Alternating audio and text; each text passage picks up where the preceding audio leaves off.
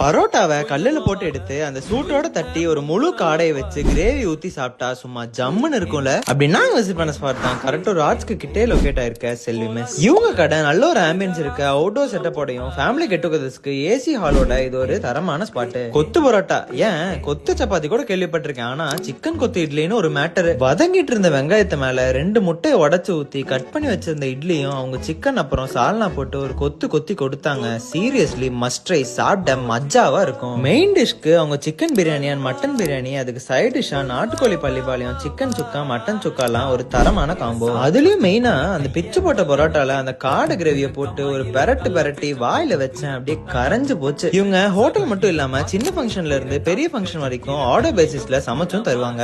Actors கூட இவங்க கடையை ரெகுலரா விசிட் பண்ணி சாப்பிடுறாங்க. சோ நீங்களும் உங்க ஃப்ரெண்ட்ஸ் அண்ட் ஃபேமிலியோட இந்த ஷாப்பை விசிட் பண்ணி பாருங்க. இந்த மாதிரி கண்டென்ட் வேணும்னா மறக்காம நம்ம நோஃபிளிக்ஸ் பேஜை ஃபாலோ பண்ணிக்கோங்க.